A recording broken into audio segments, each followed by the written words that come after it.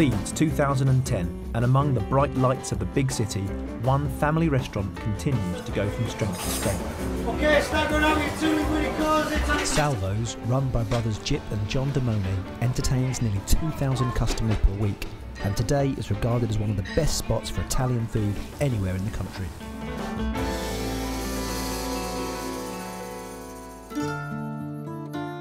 But the story of this restaurant begins with Salvo himself, 60 years ago and 1,000 miles away on the coast of the Mediterranean. My dad was born in Pelagonia, which is a province of Catania in Sicily. Very agricultural. It was what they call in Italy campanilismo, wasn't it? Yes, which yeah. is life revolves round a centre within the earshot of the bells of the local church. So to actually leave the town was quite a big thing, really, Yes, wasn't it? yeah. If you married somebody from the next town, it was you married a foreigner almost. You know, it was that sort of thing. But in a flamboyant move that was a sign of things to come, Salvatore Dammone escaped Sicily and found love on the Italian mainland, marrying Nunzia Calce in 1954. The young couple had big dreams, and for reasons unknown, a belief that the place to make them happen was Yorkshire. The conversation might go like this: is that in America? Yeah, America, you're part of London. So they didn't even know where the hell anything was. To get out of extreme poverty, to make a new life, they knew nothing other than a name. So we ended up in Leeds. In 1954, the Dammones swapped the sunny hillsides of Italy for the charms of England's industrial north. They had little money, but carried with them a passion for Italian food that would be the family's lifeblood for years to come.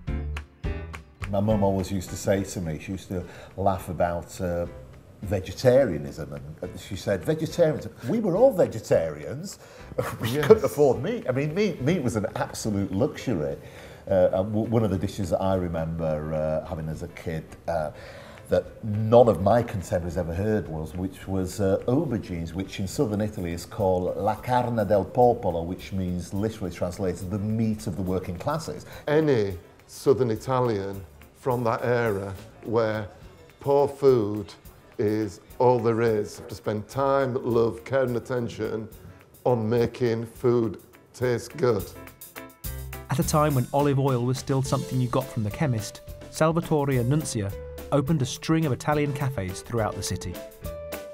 But when their sons were born, Salvo and Nunzia decided to raise the family back in Italy. In Nunzia's native Salerno, the family set up a restaurant, the Trattoria della Sport, and it's here that Jip learned the lessons in Italian cooking that stay with him today.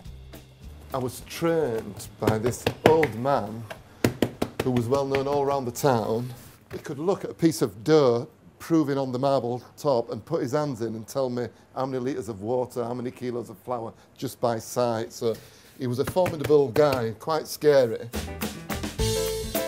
Because of the schooling I've had in Italy by somebody who really was a pizza master, everything matters. Where's the oregano from? Where's the flour from? Where are the tomatoes from? Everything matters, and when it all comes together, well, you get pizza.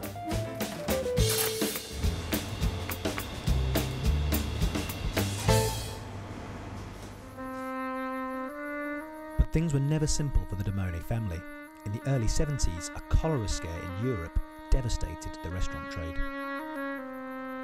Penniless and desperate, the family decided to try their luck in Leeds one more time. So Dad comes back here, calls on the hospitality of a Santo, a Sicilian friend, and 5 of us are living in an attic in a Victorian house in Headingley. In Headingley, yes, until... Yeah, Dad having itchy feet. The fact that he didn't have 2 pennies to rub together was never an obstacle for him. No. Borrowing from friends, Salvatore dusted himself down and set about opening a new restaurant. With no money for staff, the whole family had to play a part.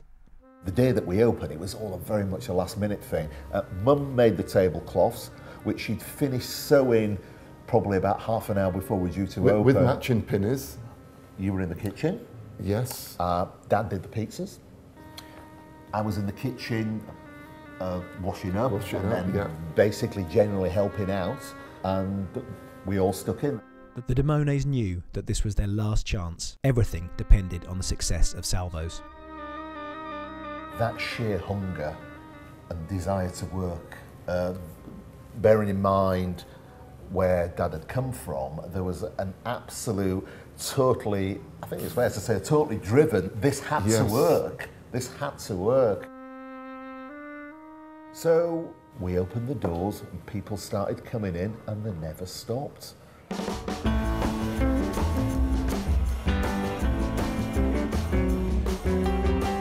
Today, Salvo's is a modern, successful restaurant, but the brothers won't forget where they came from, though it's not as though they really have a choice. This restaurant has still got Dad's personality stamped all over it. It's really interesting. I look at you and I still think, he's turning into Dad. Is what I'm thinking. I'm turning into my old man.